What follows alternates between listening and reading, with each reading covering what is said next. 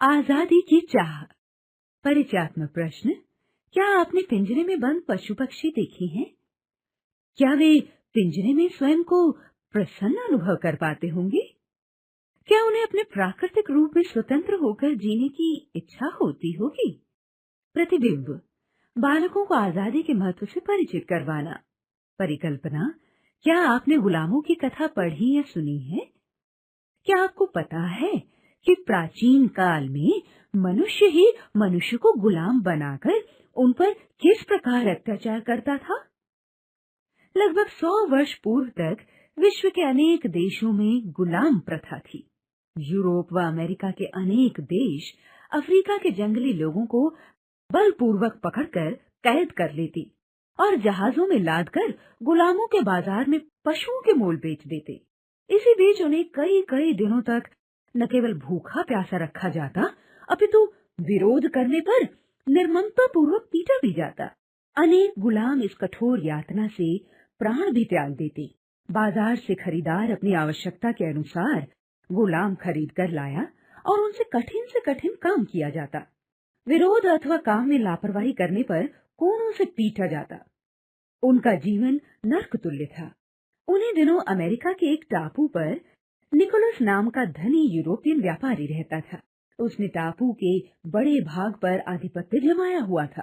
घोड़े जैसे पशुओं की कीमत उन दिनों गुलामों से अधिक होती थी, इसलिए खेती का सारा कार्य गुलामों से लिया जाता था। निकोलस ने दर्जनों गुलाम खरीदकर खेती के कार्य में लगाए हुए थे। वे धूप वर्षा में खेतों में काम करते। वह उन्हें एक समय थोड़ा सा भोजन देता, जिसे खाकर वे भूखे ही रह जाते थे। पहनने को वह उन्हें लंगोटी जैसा एक वस्त्र देता था। उन्हें रात को घोड़ों के अस्तबल जैसे स्थान पर बंद कर दिया जाता।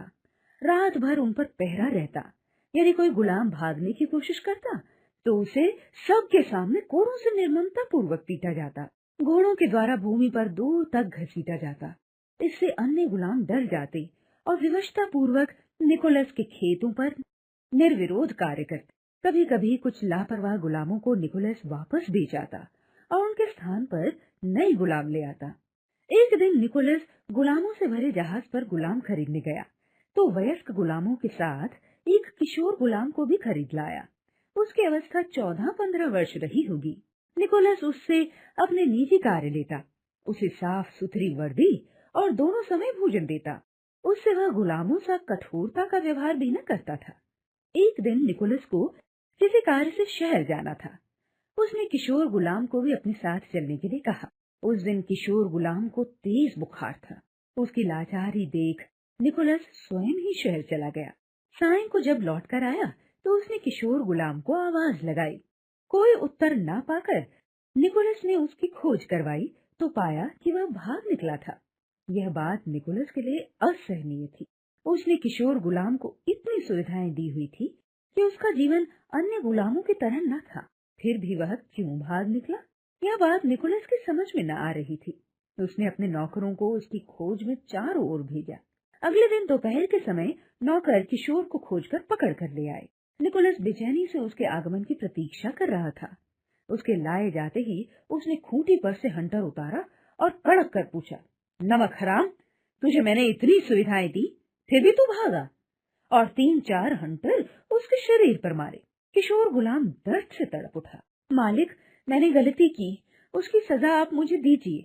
हाथ जोड़कर गुलाम रोता हुआ बोला, अब आगे मैंने तेरे लिए क्या नहीं किया, पर नीच, तू तो कृतघ्न निकला। निकोलस ने घृणा भरे स्वर में उससे कहा। किशोर गुलाम बोला, मालिक, मैं आपका आभारी हूँ, परंतु आजादी की चाह मुझे भगा ले गई। मैं तो अब भी आपका गुलाम ही हूँ। बता, मैंने किस प्रकार की आजादी तुझे नहीं दी?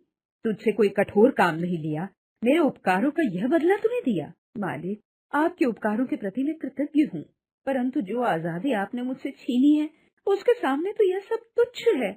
मृदु स्वर में बोला किशोर गुलाम, मैंने तुझे कीमत अदा करके खरीदा है, बता इसमें मेरा क्या दोष है? निकोलस ने कहा, मालिक, क्या आपने मुझे मेरी इच्छा से खरीदा था? किशोर गुलाम ने कहा। क्या कहा? गुलामों की इच्छा की भी कोई कीमत होती है क्या? यह अधिकार तो तूने गुलाम बनते ही खो दिया था। निकोलस ने कहा, नहीं मालिक, मैं गुलाम तो रहा, परंतु अपनी इच्छा अनिच्छा प्रकट करने का अधिकार तो सदैव मेरे साथ रहेगा। मुझे मेरी इच्छा के विरुद्ध बंदी बनाकर जहाज पर कैद करके लाया गया। मैंने स्वयं को तो किसी के हाथ नहीं बेचा। मेरे साथ जुल्म हुआ, मुझे गुलाम बनाया गया। विवशता भरे स्वर में बोला किशोर गुलाम। निकोलस को उसके स्वर की पीड़ा सहन न हुई। वह कुछ सोचकर नौकरों से बोला, इसे छोड़ दो, आजाद कर दो। किशोर गुलाम कृतज्ञता से निकोलस के पैरों पर गिर पड़ा और बोला, मालिक, यह उपकार मैं जीवन भर न भूलूंगा। आपके इस उपकार को ध्यान में रखकर मैं आपको सचेत करना अपना कर्तव्य समझता हूँ कि आपके बंदी गुलाम अवसर की प्रतीक्षा में हैं। वे सब एक साथ आप पर हमला करके आपको मार डालेंगे। ठीक है, मैं उनका भी बंदोबस्त करूंगा, निकोलस बोला। और सवेरे ही सब गुलामों को सूचना मिली कि उन्हें आजाद कर दिया गया है।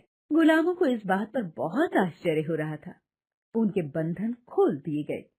सभी गुलाम आजादी की खुली हवा का आनंद उठाते हुए वहां से चल दिए, परंतु किशोर गुलाम वहीं खड़ा रहा। क्या तू इन लोगों के साथ नहीं जाएगा? निकोलस ने पूछा। नहीं मालिक, मैं आपके पास रहकर ही आपकी सेवा करूंगा, किशोर गुलाम आंखें झुकाकर बोला। निकोलस ने उसे गले से लगा लिया। अंत में वही निकोलस की संपत्ति का उत्तराधिकारी